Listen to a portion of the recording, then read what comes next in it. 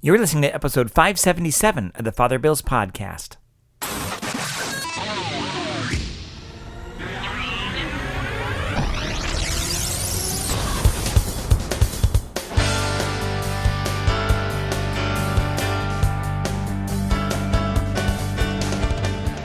Welcome back.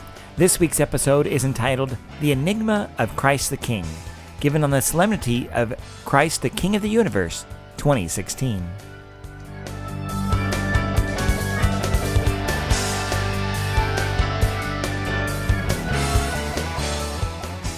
An enigma the word enigma comes from the Latin and Greek word to speak in riddles.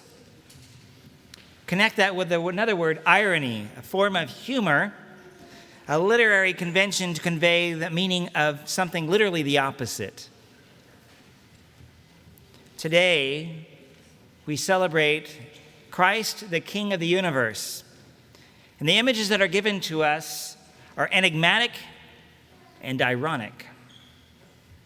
When we think of rulers, we're not inclined as Americans to think and follow a monarch or a king.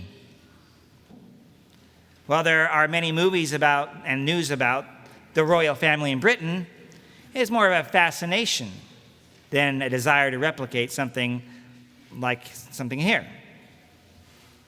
But when we think of a king, the thought of someone who is powerful comes to mind, someone who rules, someone who is supreme over people.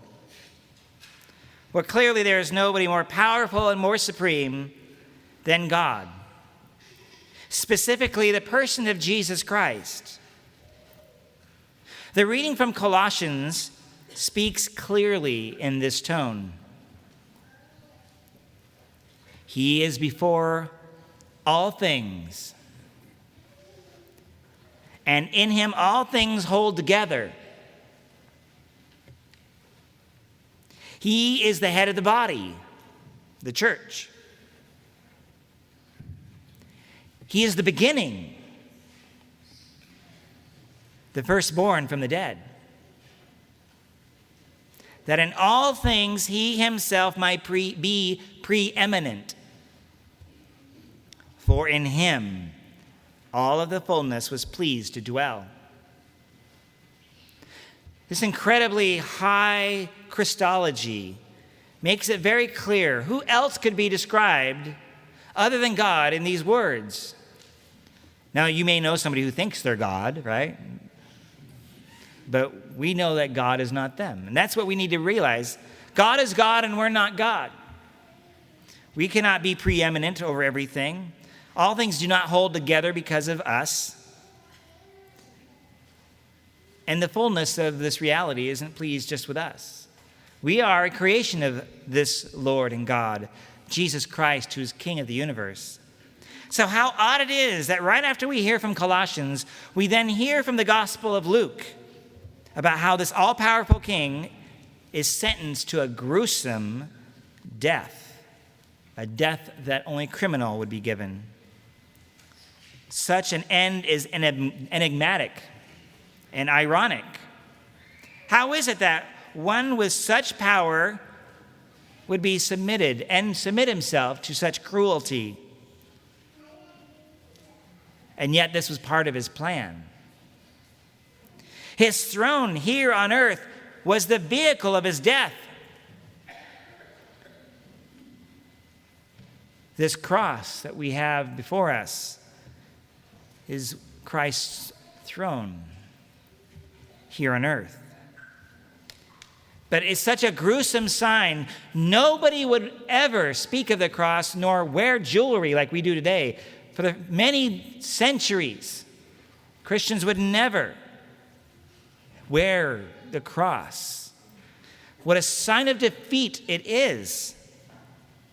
And yet over time, Mother Church has come to see this enigma and this irony, that which is to crush humanity becomes the vehicle to raise humanity up.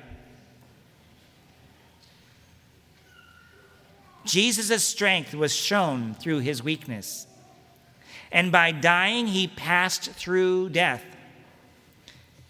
not just a human nature, his whole nature, the whole Christ, human and divine. And by passing through death, since he is God incarnate, death had no power over him. Jesus Christ, King of the universe, defeated death once and for all. And so it is right that we imagine him with crowns. Crown him with many crowns.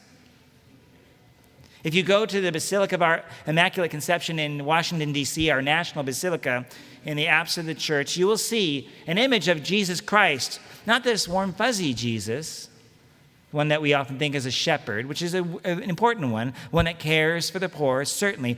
But this image is very different. It's very upsetting for a lot of people walking in. They're like, this is an angry Jesus. The image is intended to show us his power. He came to crush sin and death. His strength was shown in his weakness. And so through this weakness, his true strength is found. And after defeating death, he rises. So if he had just died and that was it, then we have nothing to speak about. But he rose from the dead, the proof that he conquered death. He rises in triumph. So on this last day of the liturgical year, this day, this celebration, on this day of the year, the last day of the year of mercy, may we not only give our hearts and our minds to our King, but may we have the grace to take up our own crosses, to suffer, die, and rise with him each day.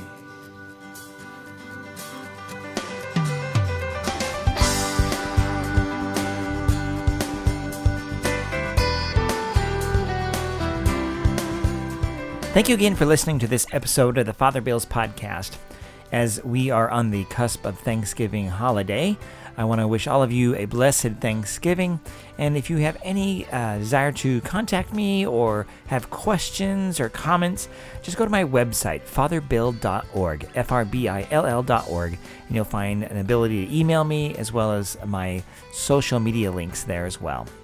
And until next time, may God bless you and have a wonderful Thanksgiving. Bye-bye.